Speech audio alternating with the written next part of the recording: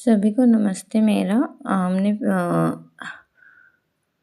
सामंतवादी संरचना और अर्थव्यवस्था का एनालिसिस कर लिया था, जिसने समाजशास्त्र की प्राथमिक पृष्ठभूमि तैयार की थी।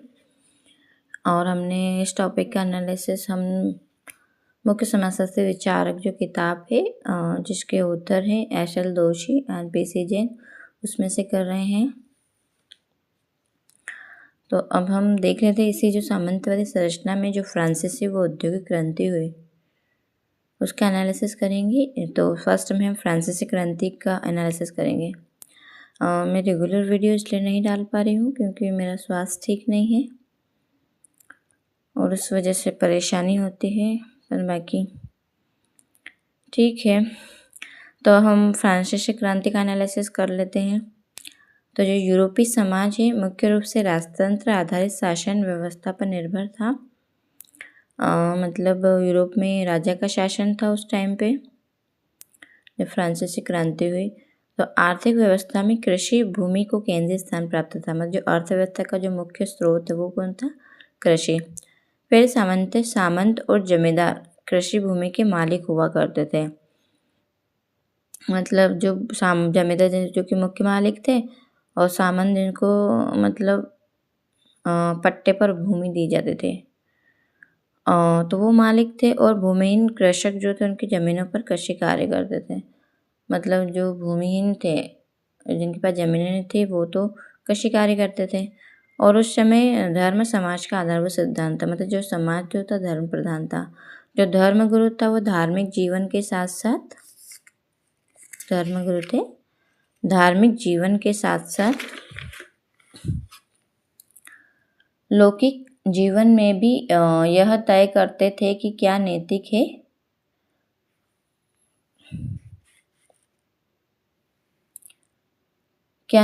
है क्या उचित है और क्या अनुचित। तो जो धर्मगुरु थे वही तय करते थे कि मतलब आपका धार्मिक जीवन में क्या उचित है क्या अनुचित, और ऊपर से लौकिक यानी जो सांसारिक जीवन जो सामाजिक जीवन उसमें भी क्या सही है क्या गलत। और इस काल में राजा को क्या देवी अधिकार प्राप्त थे। मतलब उसको भगवान का अधिकार प्राप्त था राजा को, और इसी के बल पर वह शासन भी करता था कि मुझे भगवान ने आदेश दिया है और उसी के अधिकार प्राप्त है शासन करने के। और दूसरी बात यह है कि अगर हम इसके बात को अगर हम देखें तो जो अगस्त कॉम्ट हैं उन्होंने बताया है कि जब राजा को देवी अधिकार प्राप्त थे तो उस टाइम का जो युग था वो तात्विक स्तर था, सेकेंड स्तर था समाज के विकास का। अब यूरोप उस समय फ्रांसीसी और औद्योगिक क्रांति के दौर से गुजर रहा था। तो यही था कि जो यूरोप था उस टाइम पर फ्रांसीसी और औद्योगिक क्रांति है उसके दौर से गुजर रहा था। पर इसी के पूर्व उस टाइम यूरोप में 14वीं से 19वीं शताब्दी के बीच वाणिज्यिक एवं वैज्ञानिक क्रांतियाँ भी हुई थी। उस टाइम पर वाणिज्य क्रांतियाँ हुई थी, मतलब व्यापार सिस्टम अच्छा हो गया था, मतलब डेवलप हो रहा था। इसके अलावा वैज्ञानिक क्रांति आविष्कार भी हो रहे थे उस टाइम, जिससे उस युग को जो पुनः जागरण काल किया ज्ञानोदय का काल भी बोलते हैं। फिर 1789 में फ्रांसीसी क्रांति हुई जिसने स्वतंत्रता समानता के लिए मानव संघर्ष के इतिहास को नया मोड़ दिया। तो 1789 में हुई थी फ्रांसीसी क्रांति जिसने स्वतंत्रता समानता स्थापित करने के सूत्रपात दिए। फिर इस क्रांति ने सामंतवाद के युग को समाप्त करके एक नई व्यवस्था का फिर सूत्रपात किया।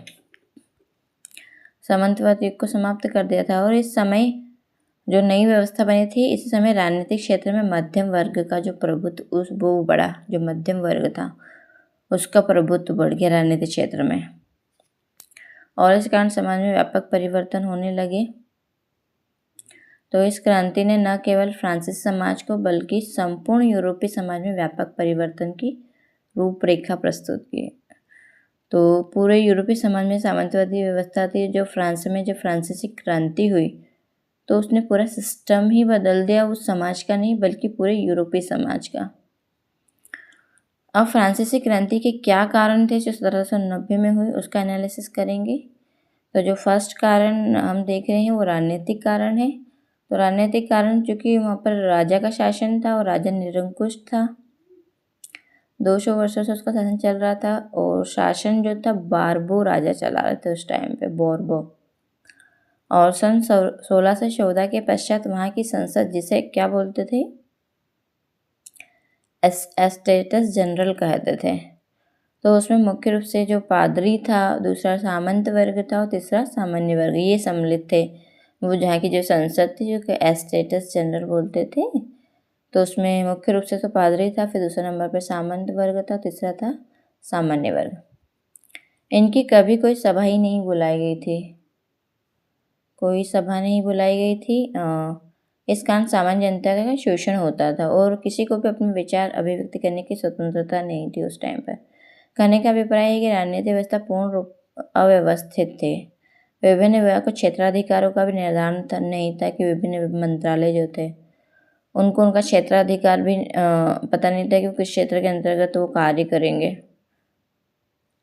या फिर उनका अधिकार किस क्षेत्र की सीमा तक रहेंगे।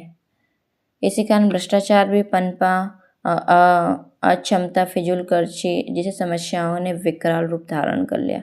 समान न्याय व्यवस्था का भी अभाव था। सामंतों को जब कर एकत्रित करने का अधिकार दिया गया तो उन्होंने सामान्य जनता पर जुल्म उठाया और अत्यधिक शोषण किया।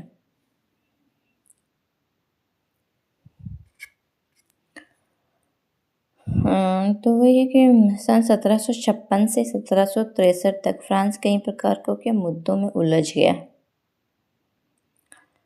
अत्यधिक धन खर्च कर दिया, इससे देश में क्या आर्थिक दिवालियापन की स्थिति पैदा हो गई। पादरी वर्ग द्वारा विलासितापूर्ण जीवन व्यतीत किया जाने लगा। निम्न पादरी वर्ग जो जनसाधारण से ही चुने जाते थे, उन्हें अधिक काम करने के साथ साथ गरीबी की मार भी सहन करनी पड़ती थी। इसी प्रकार सामंत वर्ग भी शोषण की प्रक्रिया के साथ क्या जुड़ गए, क्योंकि ये वर्ग कर न चुकाने के विशेष अधिकार से जुड़े थे। सामंत वर्ग को कर नहीं देना पड़ता था। तीसरा समूह वर्ग जो था सामान्य वर्ग था, और सामान्य वर्ग में किसान, मजदूर, कारीगर, व्यापारी तथा अन्य अनेक श्रमों से जुड़े लोग आते थे। अधिक परिश्रम और भारी कर इनकी नियति बन चुके थे और राजा भी इनका भारी शोषण करता था। तो इस प्रकार क्या फ्रांस में आर्थिक दिवालियेपन के कारण राजा व मध्यम वर्ग एक दूसरे के विरुद्ध खड़ा कर हो गया और फलतः क्रांति भड़क उठी। इसमें मध्यम वर्ग ने अपने नेतृत्व में सबको अपने साथ में ले लिया। तो वही राजा का निरंकुश शासन था, अत्यधिक टैक्स प्रणाली थी, कुछ लोगों को विशेष अधिकार थे जिनको टैक्स नहीं चुकाना पड़ता था, विलासितापूर्ण जीवन व्यतीत किया जाता था। इसके अलावा जो विभाग थे उनके क्षेत्राधिकार स्पष्ट नहीं थे काम करने के, तो उनमें भ्रष्टाचार, अक्षमता, फिजूल खर्ची से समस्याएं उत्पन्न हुई और समान न्याय की कोई व्यवस्था नहीं थी। तो फ्रांस में वही आर्थिक दिवालियापन आ गया और फिर मध्यम वर्ग ने इसके विरुद्ध क्रांति की। तो ये राजनीतिक कारण था। नेक्स्ट है आर्थिक कारण। तो आर्थिक कारण चूँकि यहाँ पर लिखा है आर्थिक दिवालियापन, तो इसी के कारण हुई है, तो इसी से जुड़े हुए हैं। तो ये कि फ्रांस की जो राज्य क्रांति का वास्तविक कारण आर्थिक ही था। ऐसे मुख्य रूप से मध्यम वर्ग का उदय हुआ, वाणिज्यवाद का विरोध हुआ, विशेष अधिकार का जो अस्तित्व था, असमान कर प्रणाली जो थी, सामंतवादी खंडरों की पहचान इत्यादि थे। तो वही कि फ्रांस में जब मध्यम वर्ग की आर्थिक स्थिति अच्छी हो गई, समाज में उसे प्रतिष्ठा भी मिली, इस कारण यह वर्ग भविष्य में अपनी भूमिका के प्रति सचेत हो गया और इसी संपन्न वर्ग को बुर्जुआ वर्ग कहा जाता था। इस वर्ग ने व्यापार, उत्पादन तथा वित्त के संसाधनों पर कब्जा कर लिया था। मध्यम वर्ग जब उत्पन्न हुआ तो व्यापार, उत्पादन और वित्त के संसाधनों पर, लेकिन इन्हें कोई राजनीतिक विशेषाधिकार प्राप्त नहीं था और न न्यायालयों में इनका कोई प्रभाव था, कोर्ट में और राजनीति में इसका हस्तक्षेप नहीं था मध्यम वर्ग का, और नीति निर्धारण मताधिकार से भी इनको वंचित रखा था। तो इस कारण इन्होंने फिर क्या सामंतों का विरोध किया और क्रांति के साथ जुड़ गया जो मध्यम वर्ग था। फिर बुर्जुआ वर्ग वाणिज्यवादी नीतियों के विरोध में था, क्योंकि व्यापार और इनसे तो वो जुड़ ही गया था और अधिकार भी कर लिया था। पर जो राजा के द्वारा जो वाणिज्यवादी जो नीति थी वो गलत है तो उसका विरोध करता था। सरकार ने व्यापार तथा वाणिज्य को संरक्षण दिया था। जो गवर्नमेंट थी और जो व्यापार और वाणिज्य को संरक्षण दिया था और आर्थिक आत्मनिर्भरता नियमित किए गए थे उस टाइम पे। मतलब फ्रांस को आर्थिक आत्मनिर्भर बनाने के लिए उन्होंने व्यापार और वाणिज्य को संरक्षण दिया सरकार ने, और व्यापारी इन्हें स्वतंत्र व्यापार में बाधक मानने लगे थे बुर्जुआ वर्ग को, जो मेन व्यापारी जो थे उस टाइम पर स्वतंत्र व्यापार में। और एडम स्मिथ ने भी हस्तक्षेप नीति का ही समर्थन किया था। अब फ्रांस में यह तभी संभव था जब स्थापित राजनीतिक व्यवस्था में बदलाव लाया जाए। अतः स्वतंत्र व्यापार की इच्छा एवं वाणिज्य नीतियों का विरोध भी फ्रांसीसी क्रांति का मुख्य कारण था। मतलब स्वतंत्र व्यापार, मतलब सभी को व्यापार करने की स्वतंत्रता दी जाए, जो मध्यम वर्ग चाहता था, और जो गलत वाणिज्य नीतियाँ थी उसका भी विरोध था। तो उसी कारण फ्रांसीसी क्रांति हुई। अब आर्थिक कारण में एक महत्वपूर्ण कारण था विशेष अधिकारों का अस्तित्व था उस टाइम पर। विशेष अधिकार यानी उच्च पादरी वर्ग और सामंती लोगों को कर भुगतान में छूट थे। जो पादरी वर्ग था, उच्च पादरी वर्ग, और जो सामंत लोग थे उनको टैक्स नहीं देना पड़ता था, लेकिन वे अपनी इच्छा से साधारण जनता पर कर लगा सकते थे। इन विशेष अधिकारों के कारण क्रांति का क्या उद्भव हुआ? फिर असमान कर प्रणाली जो विशेष अधिकारों से संबंधित थे। असमान कर प्रणाली थी और विशेष अधिकार संबंधित थी और पूर्ण से अन्यायपूर्ण थे। वही असमान कर प्रणाली की पादरी व सामंती वर्ग को कर में छूट थी और वो फिर सामान्य जनता पर कर लगा सकते थे। तो चर्च की संपत्ति पर कोई कर नहीं था। प्रत्यक्ष व अप्रत्यक्ष कर दोनों ही मौजूद थे।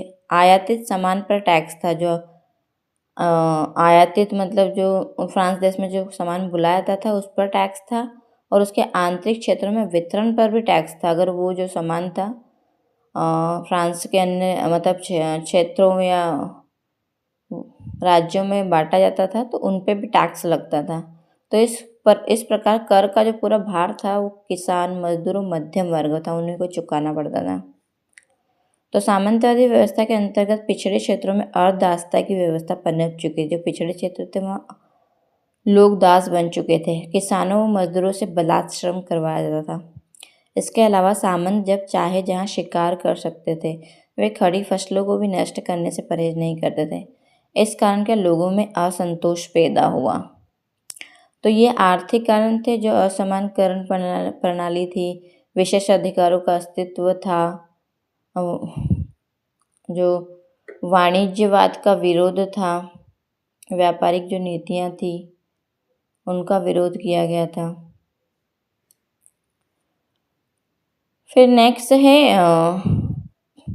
बौद्धिक कारण। तो बौद्धिक कारण में ये था कि जो बौद्धिक क्षमता के विकसित होने पर, क्योंकि मैंने बताया है कि यहाँ पर कि 14वीं से 19वीं शताब्दी के मध्य वैज्ञानिक क्रांति भी हुई थी।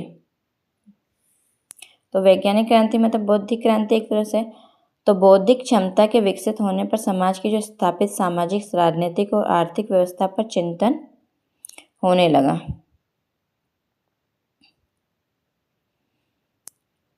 जो बौद्धिक वर्ग थे वो सामाजिक, राजनीतिक, आर्थिक व्यवस्था पर चिंतन करने लगे। इसी चिंतन ने नई व्यवस्था की जो रूपरेखा प्रस्तुत की कि नया सिस्टम होना चाहिए।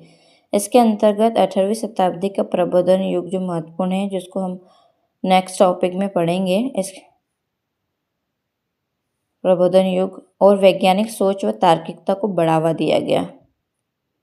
अनेक विद्वान जैसे जॉन लॉक, मॉन्टेस्क्यू, रूसो इत्यादि ने अपने महत्वपूर्ण विचार प्रस्तुत किए। इन विचारों में स्वतंत्रता, समानता और भ्रातृत्व सम्मिलित थे। इनके विचारों में जॉन लॉक, मॉन्टेस्क्यू, रूसो कि ऐसा समाज बनना चाहिए जहाँ पर स्वतंत्रता हो, समानता और भाईचारा हो। तो उपयुक्त कारणों से फ्रांस की क्रांति हुई और संपूर्ण विश्व में स्वतंत्रता, समानता और भाईचारे का नारा दिया। और इस तरह फ्रांसीसी क्रांति की व्यापकता सार्वभौमिक प्रभाव लिए हुए हैं। मतलब इसका जो प्रभाव था वो सब जगह था और यह क्रांति परिवर्तन की परिचायक थे। तो ये है फ्रांसीसी क्रांति। तो धन्यवाद सभी को।